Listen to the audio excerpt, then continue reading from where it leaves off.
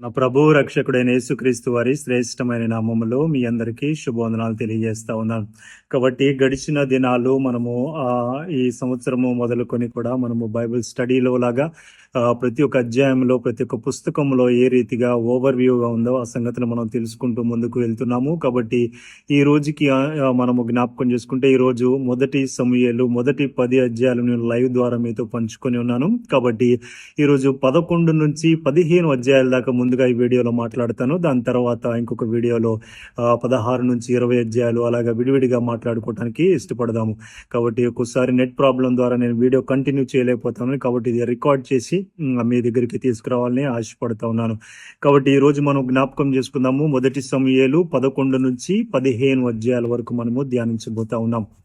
కాబట్టి ఈరోజు కూడా దేవుడు మనల్ని తన ఉచితమైన బలము శక్తి కృప ద్వారా ముందుకు తీసుకువెళ్తాడని ముందుగా మంచి అవకాశాన్ని తరుణాన్ని దేవుడు మనకి ఇచ్చినందుకు ఆయనకి ఎంతైనా కృతజ్ఞతాస్తుతులు చెల్లిస్తా ఉన్నాను. కాబట్టి మనం జ్ఞాపకం చేసుకుందాము. మొదటి సమూయేలు మొదటి 10 అధ్యాయంలో ఆఖరి అధ్యాయంలో మనం జ్ఞాపకం చేసుకుంటే సౌలు యొక్క అభిషేకము బహిరంగంగా అందరూ ఒప్పుకోనప్పటికీ కూడా 10వ అధ్యాయంలో మొదటి వచనంలో ఆ తైలపు బుడ్డిని పట్టుకొని సౌలు మీద తైలము పోసి అతన్ని ముద్దు పెట్టుకొని అక్కడ అభిషేకించినట్లు మనం చూస్తా ఉన్నాము. దాని తర్వాత ఆఖరి అధ్యాయంలోకి అదే 10వ అధ్యాయం ఆఖరి వచనాలకు వెళ్తే చాలా మంది తను రాజుగా సమూయేలు చెప్పిన మాటకు దేవుని మాటకు వారు లోబడి కొంతమంది సౌలుని ఒప్పుకొని రాజుగా యాక్సెప్ట్ చేసినప్పటికీ మరలా కొంతమంది ఆఖరి మాట మనకు కనబడుతుంది. చూడండి, పనికి మాలిన వారు 27వ వచనము, కొందరు ఈ మనుష్యుడు మనల్ని ఎలా ఉరసింపగలను అని చెప్పుకొనొచ్చు అతని నిర్లక్ష్యము చేసి అతని కానుకలు తీసుకుని రాకుండగా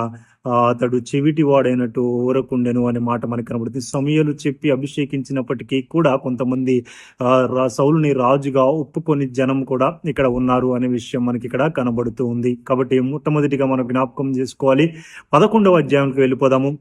అప్పటికి సౌలు పూర్తి ఫుల్ టైం అక్కడ రాజుగా అక్కడ నియమింపబడలేదు, కేవలం అభిషేకం మాత్రమే జరిగింది. తర్వాత మరలా సమూయేలు తనను అభిషేకిస్తున్నట్లు మనం చూస్తూ ఉన్నాము. కాబట్టి ఇక్కడ మనం జ్ఞాపకం చేసుకోగలిగినట్లయితే 11వ అధ్యాయంలో మనం జ్ఞాపకం అయితే 11వ అధ్యాయానికి మనం ఒక టైటిల్ పెట్టుకోదలిచినట్లయితే మనము గుర్తుంచుకోవాల్సిన అంశం ఏంటంటే ఇక్కడ అమోనీయుల మీద సౌలు యొక్క యుద్ధము అలాగే విజయము అనే మాట మనం ఇక్కడ జ్ఞాపకం ఉంచుకోవాలి.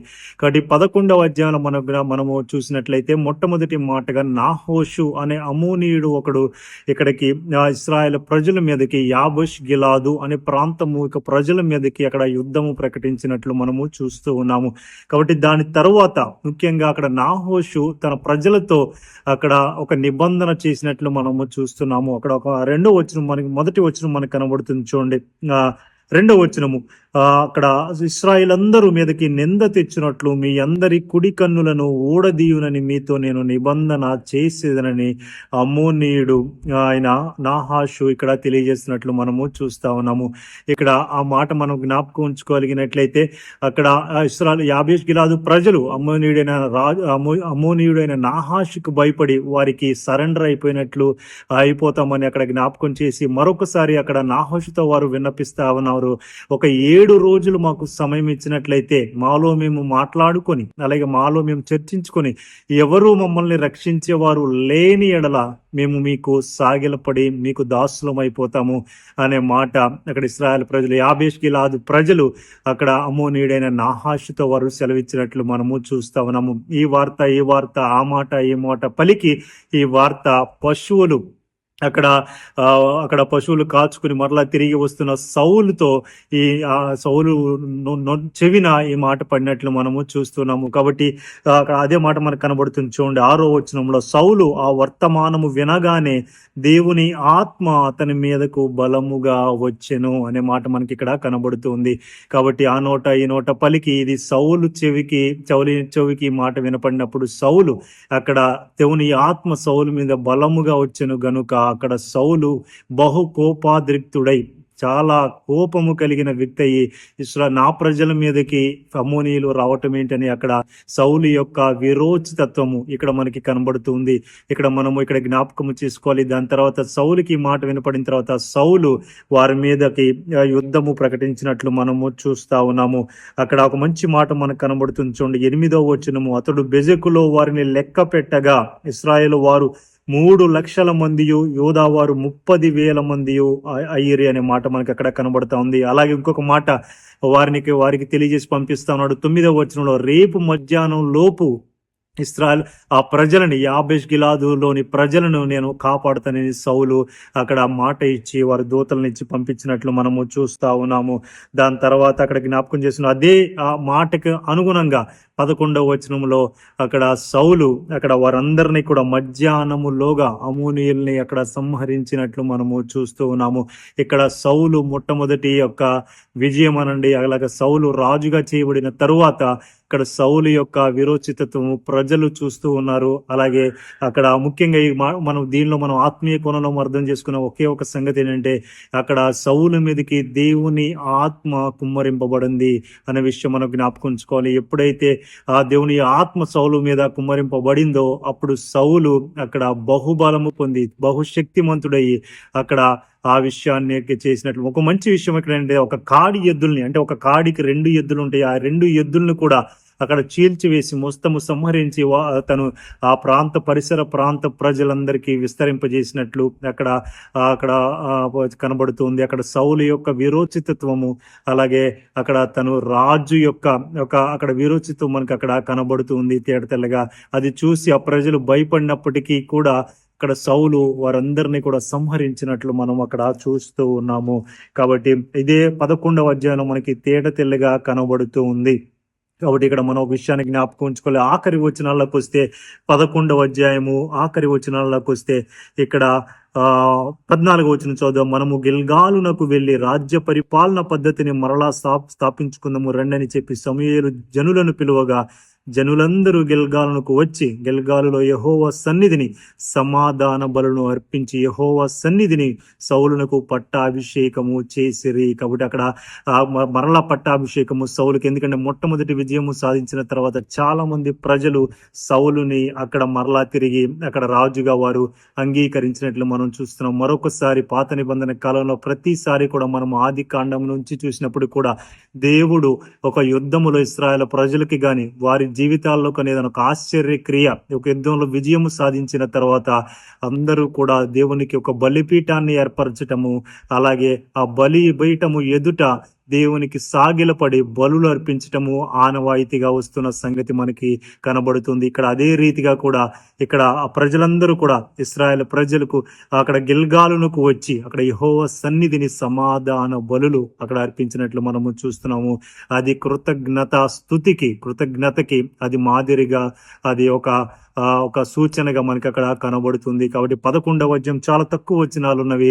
కాబట్టి ఈ రకమైన సంగతులు 11వ అధ్యాయం కనబడుతుంది. కేవలము దేవుని ఆత్మ ద్వారా మాత్రమే సౌలు బహుబలము శక్తి అక్కడ పొందుకున్నాడు అనే విషయాన్ని మనం జ్ఞాపకం ఉంచుకోవాలి.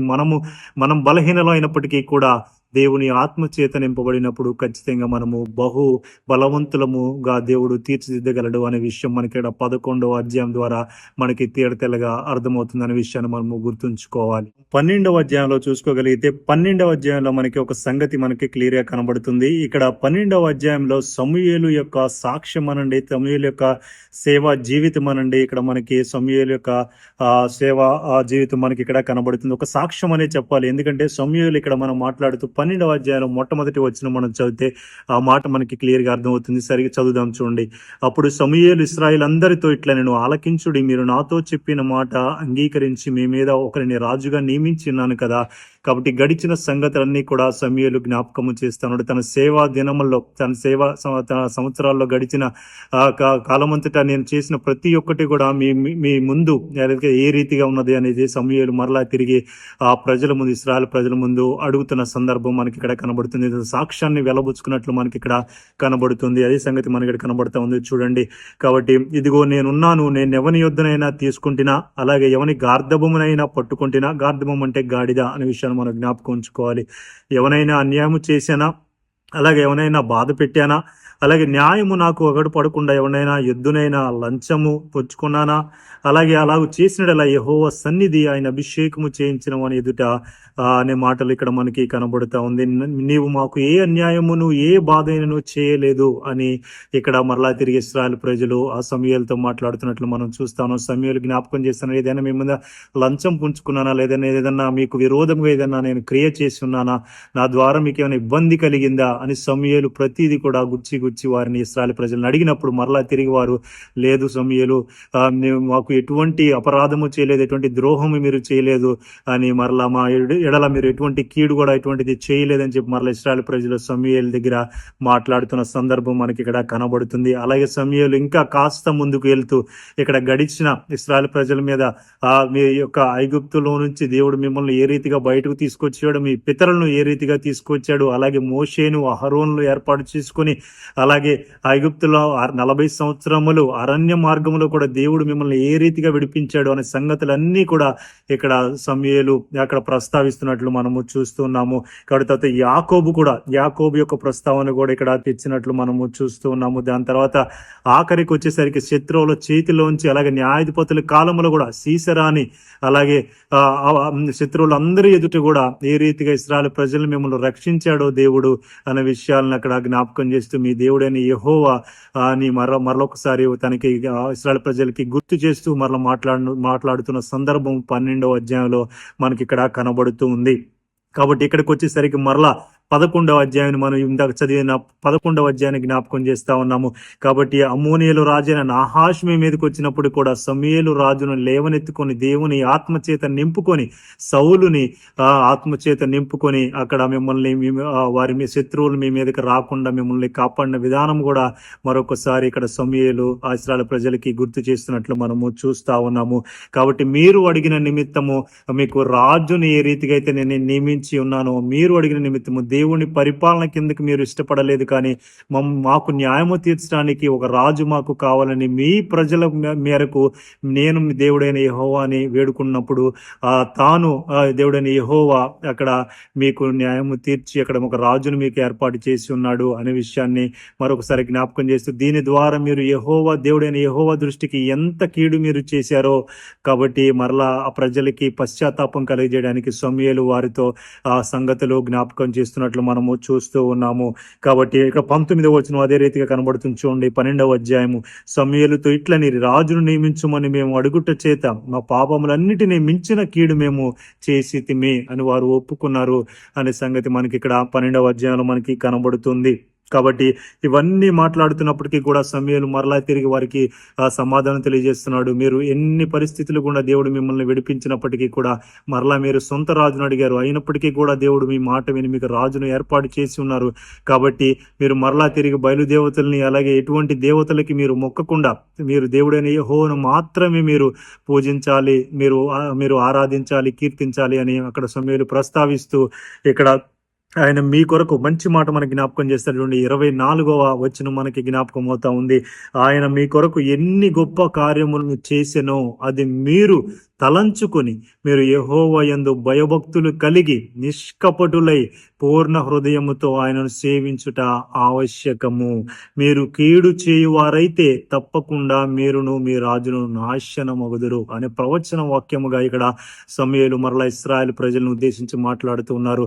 ఎప్పుడైతే మీరు రాజును అడిగారో రాజును కూడా దేవుడు మీకు అనుగ్రహించున్నాడు, కానీ మీరు కానీ మీ రాజు కానీ దేవుని మాట చొప్పున నడవనప్పుడు ఖచ్చితంగా మీరందరూ కూడా నిర్మూలన చేయబడతారు. అలాగే రాజు కూడా అక్కడ నశింపబోతా ఉన్నాడు అనే సంగతిని ప్రవచన పూర్వకంగా సమూయేలు ఇశ్రాయేలు ప్రజలకు అక్కడ జ్ఞాపకము చేస్తా ఉన్నాడు.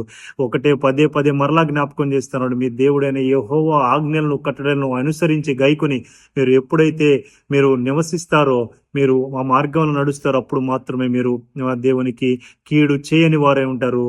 లేని పక్షాన దేవునికి కీడు చేసిన వారే వారై, మీరు ఇప్పటికే కీడు చేసి ఉన్నారు, మరలా ఇది మీరు మర్చిపోతే ఇంకా కీడు చేసిన వారై మీ రాజ్యము మీరు మీరు పడదోయబడతారు అని అక్కడ సమూయేలు జ్ఞాపకం చేస్తున్నట్లు మనము చూస్తున్నాం. ఈ 12వ అధ్యాయం మొత్తము కూడా సమూయేలు యొక్క తన సేవ సాక్ష్యం ఇక్కడ వెల్లడి చేస్తా ఉన్నాడు. తను చేసిన ఇంతకుముందు తన పితరులకు చేసిన అద్భుత కార్యములు మరొకసారి జ్ఞాపకము చేస్తూ, ఇశ్రాయేలు చేసిన తప్పుని, కీడుని తమ ముందు పెడుతూ, తన పశ్చాత్తాపానికి తమను ప్రేరేపిస్తూ, తర్వాత ముందుకు వెళ్ళమని దేవుని మార్గములు ముందుకు వెళ్ళమని అక్కడ ప్రాధేయపడుతున్నట్లు మనము చూస్తూ ఉన్నాము. ఇదే 12వ అధ్యాయం మనకి కనబడుతున్న సంగతి అని మీకు ప్రేమపూర్వకంగా జ్ఞాపకం చేస్తా ఉన్నాను. 13వ అధ్యాయంలో మనం చూసుకోగలిగినట్లయితే 13వ అధ్యాయంలో ఎటువంటి సంగతులు ఉన్నాయి కూడా మనం ధ్యానించడానికి ప్రయత్నిద్దాము.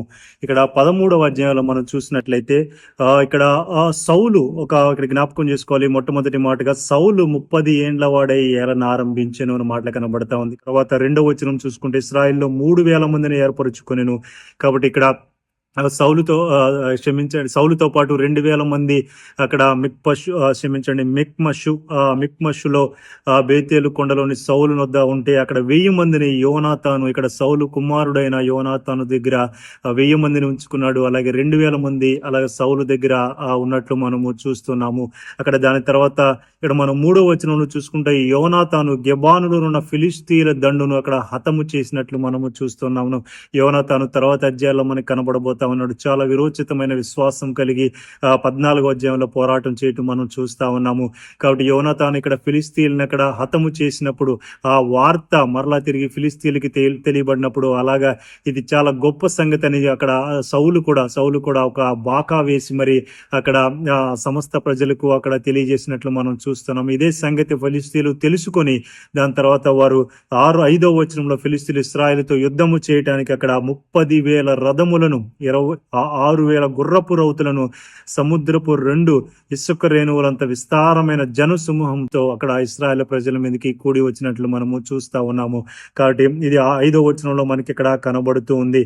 కాబట్టి దాని తర్వాత ఇక్కడ ఇప్పుడైతే మనం ఒక మాటను జ్ఞాపకం ఉంచుకోవాలి. 8వ అధ్యాయంలో 10వ వచనము ఏ రీతిగా అయితే సమూయేలు 7 దినములు గిల్గాలులోకి వచ్చేంత వరకు కూడా నువ్వు అక్కడే ఉండి అక్కడ నేను వచ్చేదాకా బలులు అర్పించేదాకా కూడా నీవు ఎటువంటి యుద్ధముకు దిగకూడదని అక్కడ సమూయేలు అక్కడ 8వ అధ్యాయము 10వ వచనంలో తెలియజేసినప్పటికీ కూడా ఇక్కడ ఆ యుద్ధ భయము చేత ఒక ఆతురత ద్వారా, ఒక తొందరపాటు ద్వారా ఇక్కడ సౌలు ఒక భయంకరమైన నిర్ణయం తీసుకున్నట్లు మనము చూస్తున్నాము. దాని ద్వారా యెహోవా దృష్టికి సౌలు శిప్పింపబడిన వాడై ఉన్నట్లు మనము చూస్తూ ఉన్నాము. ఈ 13వ అధ్యాయంలో 8వ వచనము అదే కనబడుతుంది చూడండి. సమూయేలు చెప్పినట్లు అతడు 7 దినములు ఆగి సమూయేలు గిల్గానుకు రాకపోవుటయు జనులు తన యుద్ధ నుండి చెదిరిపోవుటయు చూచి దహన బలులను సమాధాన బలులను నా ఎదుటకు తీసుకుని రమ్మని చెప్పి దహన బలిని ఎక్కడ అర్పించినట్లు మనము చూస్తా ఉన్నాము. అక్కడ దహన బలులు కానీ సమాధాన బలులు కానీ బలి అర్పించటము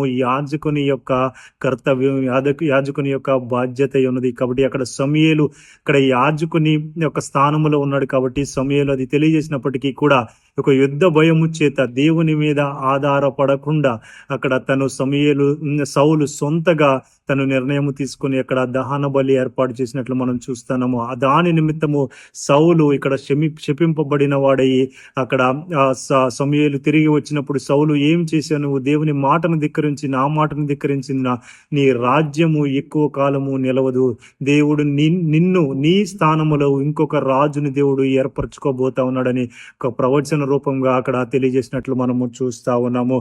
కాబట్టి దేవుడు నీ రాజ్యమును సదాకాలం ఇశ్రాయేలు ప్రజల మీద ఉంచాలనుకున్నాడు. కానీ నీవు చేసిన తప్పిదము ద్వారా దేవుడు నిన్ను నిర్మూలము చేసి ఆ రాజ్యమును వేరొక రాజు అని స్థానములో రాబోతా ఉన్నాడని అక్కడ సమూయేలు సౌలుకు తెలియజేసినట్లు మనము చూస్తా ఉన్నాము.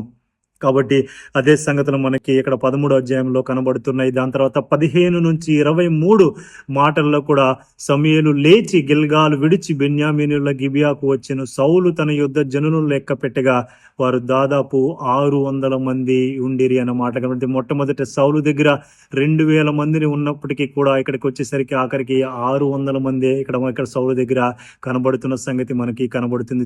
దాని తర్వాత ఫిలిస్తీన్లు చాలా మంది 30,000 మంది కూడా ఇసుక రేణువుల వలె వారు యుద్ధములకు రాగా ఇక్కడ సౌలు అలాగే ఇక్కడ ఇశ్రాయేలు ప్రజలు బహుగా భయపడి దాని తర్వాత కిందకు వచ్చేసరికి అక్కడ 3 గుంపులుగా అక్కడ ఏర్పరిచినట్లు మనము చూస్తూ ఉన్నాము. దాని తర్వాత ఏ గుంపు దగ్గర కూడా అక్కడ వారందరూ కూడా ఫిలిస్తీన్లు ఏం చేశారంటే చాలా తెలివిగా కుమ్మరి వారులందరూ కూడా వీరు కత్తులు సానబెట్టుకునే కుమ్మరి వారు తయారు చేసే వారందరిని కూడా ఫిలిస్తీన్లు సంహరించినట్లు మనం చూస్తాము. దాని ద్వారా ఇశ్రాయేల్ ప్రజల దగ్గర ఎటువంటి సామాగ్రి యుద్ధోపకరణలు కానీ ఇక్కడ ఇశ్రాయేల్ దండులో మనం చూసినట్లు మనం చూడము. ఆఖరి వచనాల్లో 13వ అధ్యాయం మనకు అదే కనబడుతుంది.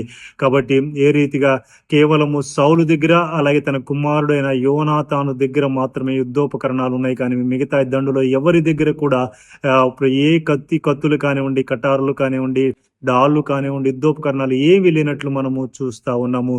కాబట్టి ముఖ్యంగా ఈ 13వ అధ్యాయంలో మనం జ్ఞాపకం చేసుకోవాలన్నట్లే 13వ అధ్యాయంలో అక్కడ సౌలు దేవుని మాటను ధిక్కరించి, సమూయేలు మాటను ధిక్కరించి దహన బలును స్వంతగా తన నిర్ణయానికి తాను తలొగ్గి ముందుకి కొనసాగించి దహన బలు అర్పించిన నిమిత్తము దేవుని మాటను ధిక్కరించినందుకు సౌలు రాజ్యము ఎక్కువ కాలము నిలవలేదు అలాగే అనే విషయాన్ని జ్ఞాపకం చేస్తున్నాడు. సౌలు శపింపబడిన వాడై దాని తర్వాత తన పర్యావసన దీనికి గల పర్యావసనము తర్వాత అధ్యాయంలో మనము చూడబోతాము.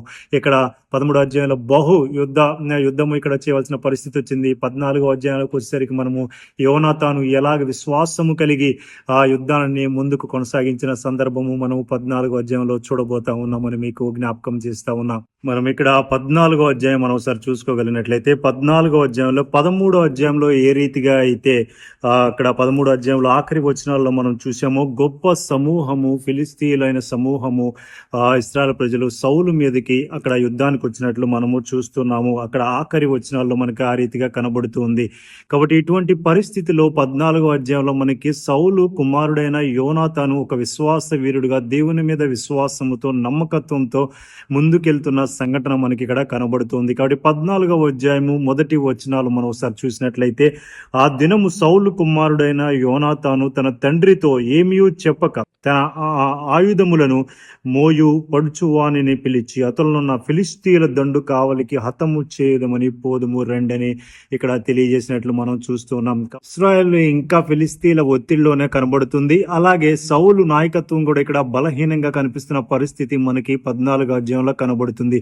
అప్పుడు యోనాతాను తాను చొరవ తీసుకుని దేవుని పట్ల విశ్వాసము చేత తన ఆయుధములు మోసే ఒక వ్యక్తితో కలిపి తను యుద్ధానికి వెళ్ళడానికి బయలుదేరిన సంఘటన మనకి 14వ అధ్యాయంలో మనకి కనబడుతూ ఉంది. రహస్యంగా అతను శత్రువుల శిబిరం దగ్గరికి వెళ్ళి తనకు తానే ఒక పరీక్ష పెట్టుకున్నట్లు మనం చూస్తున్నాం. అనంతటికీ మనమే వారి దగ్గరికి వెళితే దేవుడు మనకి విజయం అందించుడు, కానీ మనల్ని చూసి వారే మనల్ని పిలిచినట్లయితే దేవుడు ఖచ్చితంగా యుద్ధంలో మనకి విజయము సాధించగలడు అనే ఆ విశ్వాసంతో యోనాతాను అలాగే ఆ వ్యక్తి ఆయుధములు మోసి ఒక యవ్వనుడు ఇద్దరు కలిసి అక్కడ ఫిలిస్తీన్లతో యుద్ధానికి వారు బయలుదేరిన సంఘటన మనకి ఇక్కడ కనబడుతుంది. దాని తర్వాత వారు ఇరువురు కూడా దేవుని ఒక చాలా మనం చిన్న గుంపు అయినప్పటికీ కూడా దేవుడు ఎన్నో పెద్ద పెద్ద యుద్ధాల నుంచి మనల్ని ప్రజల్ని రక్షించిన దేవుడు ఈ యుద్ధం నుంచి మనల్ని రక్షింపడా అని యోనాతాను తన విశ్వాసముతో ముందుకు వెళ్ళినట్లు మనం చూస్తా ఉన్నాం. ఫిలిస్తీన్లు వారిని చూసి వారిని పిలిచినప్పుడు వీరు అక్కడికి వెళ్ళి వారి మీద యుద్ధము చేసి వారి మీద దాడి చేసిన తర్వాత అక్కడ 20 మందిని అక్కడ యోనాతాను అలాగే ఆ వ్యక్తి దాడి చేసి 20 మందిని సంహరించినట్లు మనం చూస్తున్నాం. ఆ సంగతి తెలిసి అక్కడ ప్రజలు ఫిలిస్తీన్లు భయాందోళనకి వెళ్ళిపోయినట్లు మనం చూస్తున్నాం. అక్కడ భయకంపం అని మాట్లాడినప్పటికీ కూడా అది ఇంగ్లీష్లో ఎర్త్ క్వేక్ అని ఉంటుంది. కాబట్టి అక్కడ ఆల్మోస్ట్ భూకంపం వచ్చినంత పని అయిపోయింది. దాని తర్వాత మిగతా అక్కడ ప్రజలు కూడా అక్కడ వారి ఫిలిస్తీన్లు కూడా అక్కడ చనిపోయినట్లు మనం చూస్తూ ఉన్నాం. ఇక్కడ యోనాతాను ఒక మంచి మాట మాట్లాడతాడు, యెహోవా కొద్ది మందితోనైనాను అలాగే ఎక్కువ మందితోనైనాను రక్షింపగలడు కదా అనే మాట అక్కడ యోనాతాను మంచి మాట అక్కడ మనకి కనబడుతూ ఉంది. అతనికి సైన్యం మీద కాదు గాని దేవుని పైన అతను నమ్మకత్వం కలిగి ఉన్నాడు. పరిస్థితులు బాగున్నప్పుడు ముందుకు రావటం కాదు కానీ పరిస్థితులు అననుకూల పరిస్థితులు ఉన్నప్పుడు కూడా ధైర్యంగా దేవుని మీద ఆధారపడి ముందుకెళ్ళటము ఇక్కడ యోనాతాను యొక్క యొక్క విరోచితమైన సాహస పోరాటము విశ్వాసానికి మాదిరిగా మనకు కనబడుతూ ఉంది. మరలా ఇక్కడ 18వ వచనం నుంచి మనం చూస్తే దేవుని మందసము ఇశ్రాయేలు ప్రాంతంలో ఉందని చెప్పి దాన్ని అక్కడి నుంచి మరలా తీసుకొచ్చి దండులో పెట్టాలని అక్కడ సౌలు నిర్ణయించినట్లు మనం చూస్తున్నాం. దాని తర్వాత ఇక్కడ మరలా తిరిగి యాజకుడు అక్కడ యాజకుని చేయి కూడా అక్కడ ఆపివేసి మరలా తిరిగి యుద్ధానికి వెళ్ళటం మనము చూస్తూ ఉన్నాం. ఇక్కడ మనం గమనించుకుంటే సౌలు ఒక సైన్యము బలహీనంగా ఉంది.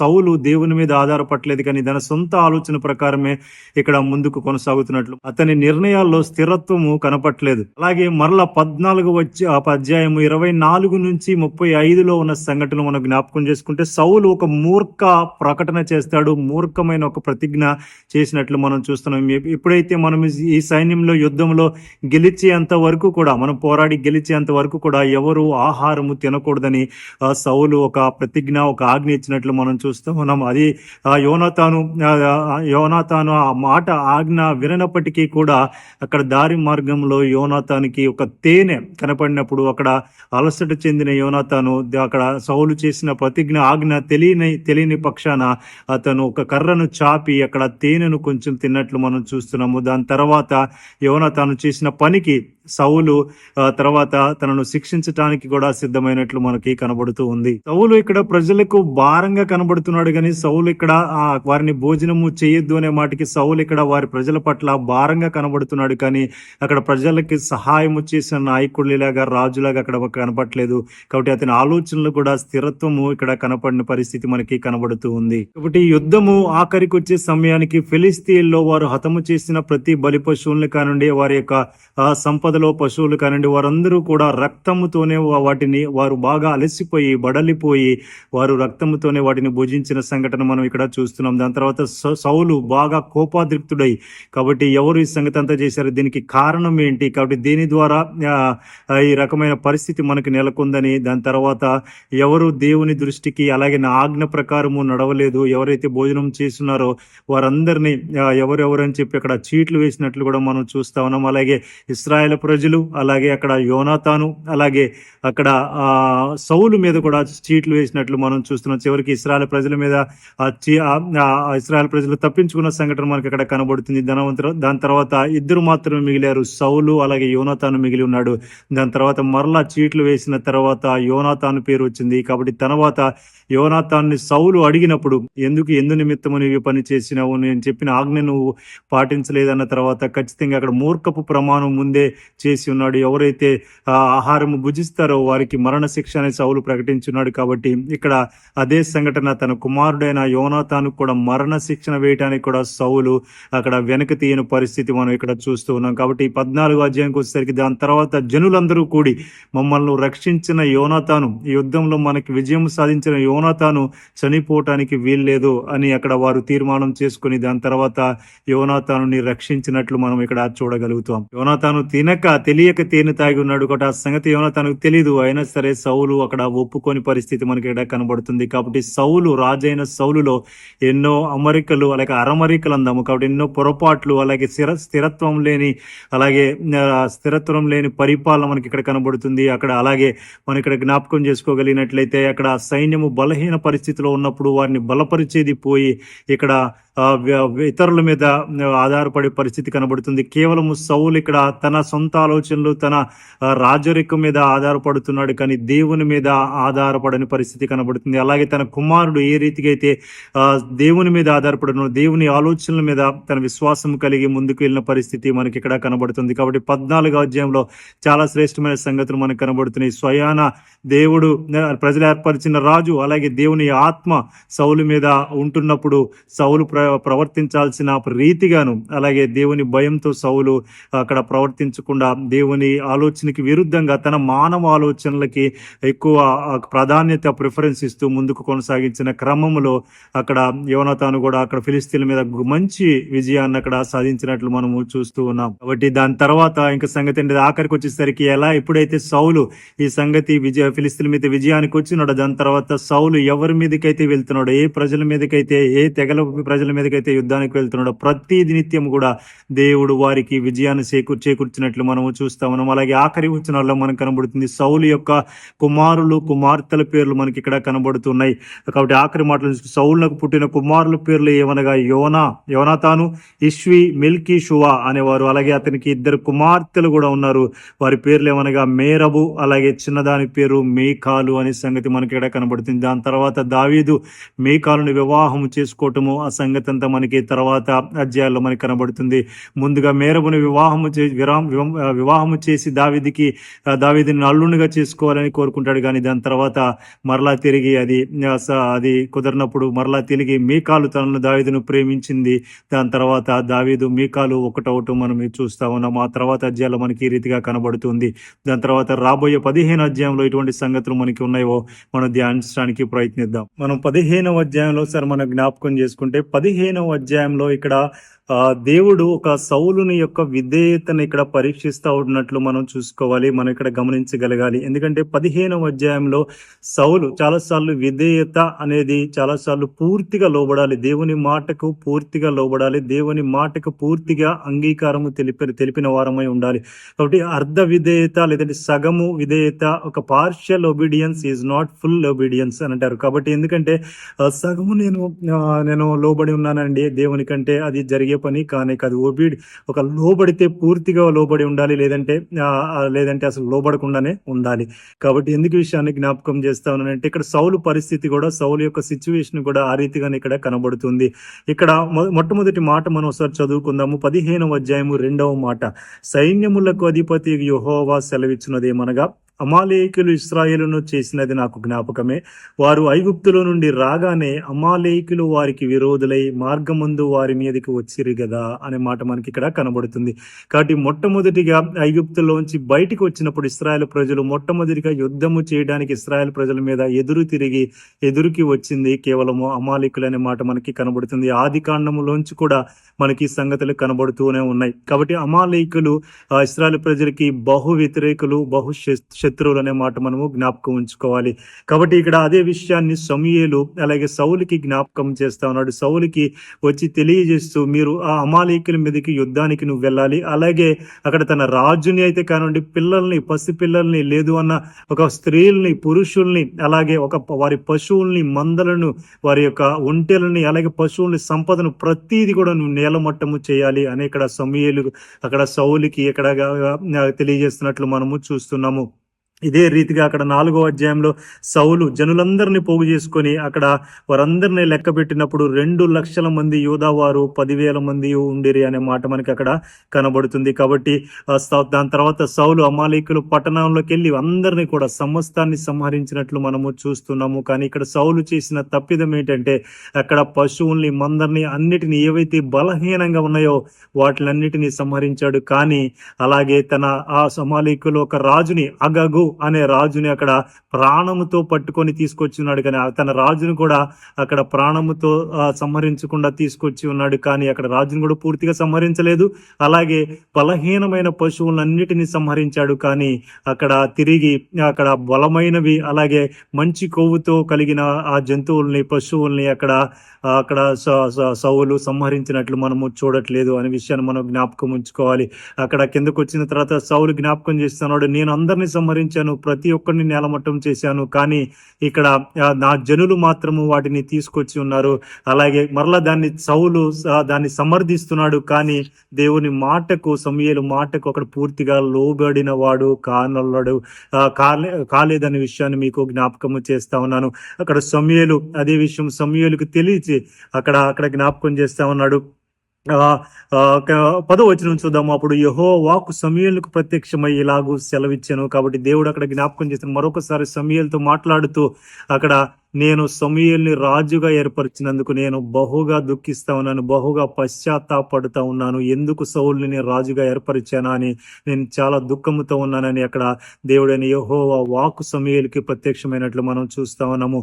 దాని తర్వాత సమూయేలు ప్రవక్త రాత్రంతా కూడా దేవునికి మొర్రపెట్టిన వాడై ప్రార్థన చేసిన, విజ్ఞాపన చేస్తూ, ఎప్పుడైనా సరే మనం జ్ఞాపకం ఉంచుకోవాలి, దేవుని యొక్క ప్రవక్త, దైవజనుడు అక్కడ ఎప్పుడైతే ఇశ్రాయేలు ప్రజల పక్షమున దేవునికి మొర్రపెట్టినప్పుడు ఇశ్రాయేలు ప్రజల మీద దేవుడు విమోచన కలుగు చేసినట్లు మనం చూస్తాము. అదే సంగతి ఇక్కడ సమూయేలు అక్కడ దేవునికి మొర్రపెట్టినట్లు మనం చూస్తా ఉన్నాము. దాని తర్వాత సమూయేలు సౌలు దగ్గరికి వచ్చి నీవు దేవుని మాటను ధిక్కరించి ఉన్నావు అని సౌలుకి తెలియజేసినప్పుడు ఈ నెపము మరలా సౌలు తిరిగి అక్కడ తన ప్రజల మీద జనుల మీద నెట్టివేయటం మనం చూస్తా ఉన్నాము, దాన్ని సమర్థించటం మనం చూస్తా ఉన్నాము.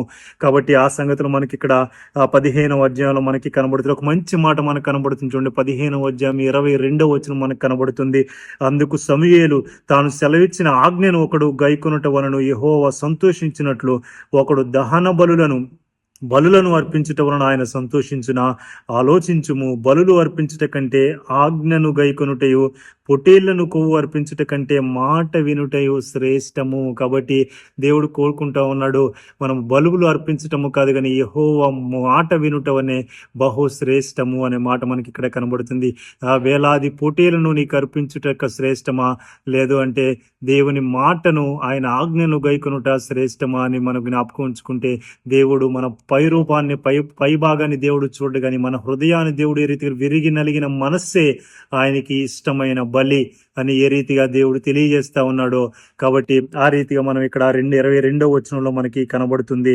కాబట్టి 23వ వచనం కూడా చూద్దాం. చాలా అద్భుతమైన మాట. తిరుగుబాటు చేయుట సోదె చెప్పుటేను పాపముతో సమానము. ఇక్కడ సమూయేలు తిరిగి సౌలును అడుగుతున్నప్పుడు ఒక సోది చెప్తా ఉన్నాడు. జనులు తీసుకొచ్చున్నారు, నేను కాదు. అలాగే ప్రతిదాన్ని నేను సంహరించున్నాను. కొన్ని దేవునికి ఇష్టమైన బలే కదా, దేవునికి అర్పించబడే బలే కదా నేను తెచ్చింది అని సౌలు తనను సమర్థించుకున్నట్లు మనం చూస్తాము. అది కూడా ఒక పాపము కింద, సోది చెప్పటము కూడా ఒక పాపమే.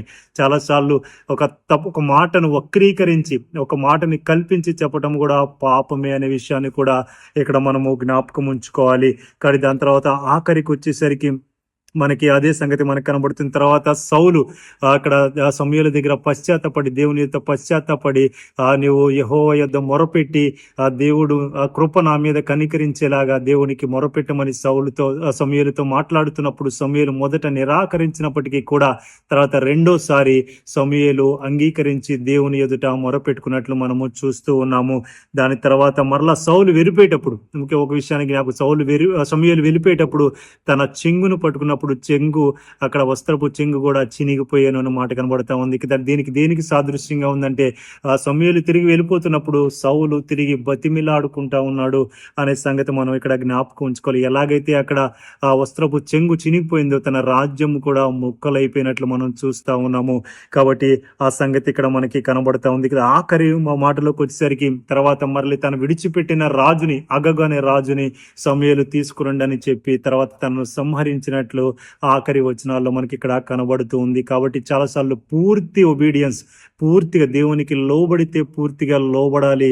అలాగే దేవుని మాటను అంగీకరించడం అంటే పూర్తిగా, చాలాసార్లు మంచి మాట, పూర్ణ హృదయముతో, పూర్ణ మనసుతో, పూర్ణ విశ్వాసముతో దేవుడైన యెహోవాని మనము ఆరాధించాలి అనే రీతిగా అయితే మనకి ఆజ్ఞ ఉన్నదో అది కూడా మనకి విధేయత చూపుతున్నామంటే దేవుని పట్ల మనము పూర్తి విధేయత మనము చూపించాలి అనే విషయాన్ని మనము జ్ఞాపకం ఉంచుకోవాలి. ఇదే మనము 15వ అధ్యాయంలో మనం నేర్చుకోవాల్సిన ఆత్మీయ సత్యం అనే విషయాన్ని మీకు జ్ఞాపకము చేస్తా ఉన్నాను.